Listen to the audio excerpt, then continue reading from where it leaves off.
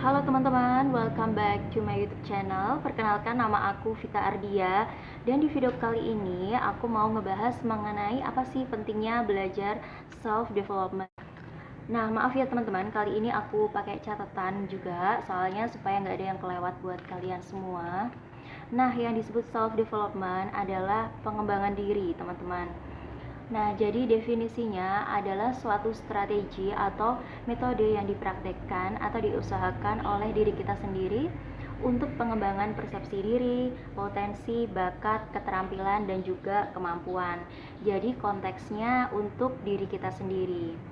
Nah, tujuannya adalah agar meningkatkan kepribadian dan juga kualitas hidup kita, teman-teman. Nah, singkatnya, pengembangan diri itu berarti kita berinvestasi pada diri kita sendiri sehingga kamu dapat mengelola dan juga mengendalikan diri dengan baik. Nah, tiap orang atau tiap individu pastinya memiliki tingkat pengembangan diri masing-masing ya, cenderung berbeda dari orang satu dan orang yang lainnya. Jadi ini tergantung dari kebutuhan masing-masing. Ada yang membutuhkan self development dalam bidang finansial atau keuangannya, ada yang membutuhkan self development dalam bidang karir ataupun bakat. Jadi tiap orang itu memiliki tingkatan self development yang berbeda-beda atau apa sih yang ingin mereka pelajari seperti itu. Nah, poin yang terpenting alasan belajar dari self development adalah yang pertama pasti membantu mengenal diri sendiri, teman-teman. Jadi, kita mengenali kekuatan dan kelemahan diri kita sendiri ya, teman-teman. Pasti ada plus minusnya. Sebab tidak ada yang lebih kenal diri kita kecuali diri kita sendiri. Yang kedua adalah menjaga kesehatan mental kita. Kalau kita belajar mengenai kesehatan mental, otomatis kita jadi paham nih, apa sih kekuatan dari dalam diri kita sendiri. Kita akan tidak mudah untuk ke distract omongan negatif dari orang luar, dan juga otomatis kita akan banyak ngerti tentang diri kita sendiri sehingga kita tidak mudah terpengaruh dengan ucapan-ucapan negatif, dan itu pasti ada hubungannya dengan kesehatan mental kita atau mindset yang kita tanamkan dalam diri kita sendiri, teman-teman. Yang ketiga adalah mengatasi kelemahan sekaligus mengasah skill yang sudah ada. Nah, otomatis misalnya kamu sudah ada bakat dalam bidang memasak, otomatis kamu akan belajar lebih dalam mengenai bakat kamu akan mengembangkan potensi diri kamu lebih dalam lagi, seperti itu. Nah, nomor 4 yaitu dapat mengambil keputusan dengan baik. Otomatis kalau kita banyak belajar, kita banyak mencari tahu, otomatis kita dalam mengambil keputusan tidak akan terburu-buru dan kita akan banyak menimbang-nimbang apa sih baiknya, apa sih keburukannya, seperti itu ya teman-teman. Semakin kita banyak tahu, maka semakin kita akan lebih detail, akan lebih banyak belajar lagi apa sih yang kurang, apa sih yang enggak. Jadi apa yang kita pelajari pun akan jauh lebih berguna dalam mengambil keputusan. Nah, selanjutnya nomor 5 adalah menambah keharmonisan dalam hubungan. Seperti ini, kalau kita belajar mengenai self development, maka banyak sekali hal-hal yang kita pelajari termasuk dalam relationship. Mungkin kamu dengan partner kamu mungkin ada masalah, otomatis kita akan belajar mengenai manajemen emosi, tentang bagaimana untuk kita berbicara yang baik dengan orang lain, bagaimana cara kita membawa diri, otomatis atau meminimalisir sesuatu yang tidak kita inginkan, seperti itu. Kalau berdiskusi itu adalah hal yang biasa ya teman-teman. Nah, selanjutnya bagaimana sih langkah memulai dari belajar self development?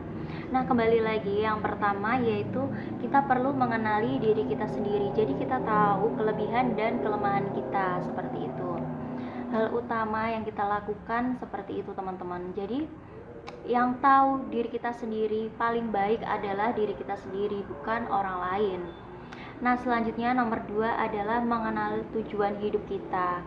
Jadi kita wajib tahu nih goals kita apa dalam 2 tahun ke depan, dalam 5 tahun ke depan. Jadi seperti orang jalan, kita tuh on track, seperti itu teman-teman.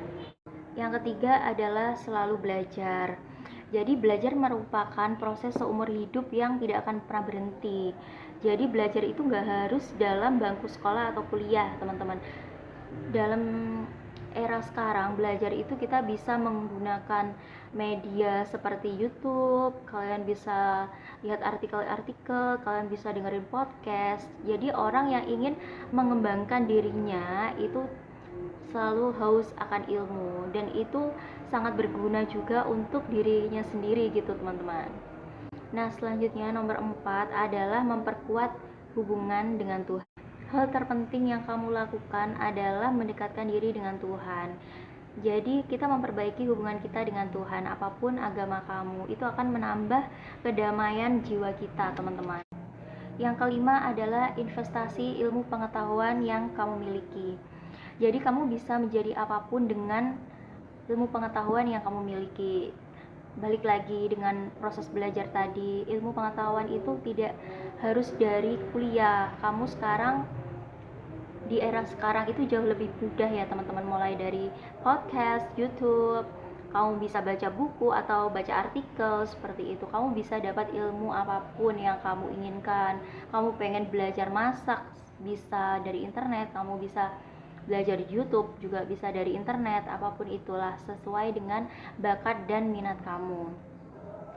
Yang keenam, kamu bisa belajar dari ahlinya. Misalnya kamu punya teman yang punya pengalaman yang sama, atau kamu perlu bantuan coach, atau kamu bisa ikut course. Itu bertujuan supaya kamu dapat pemahaman yang baik.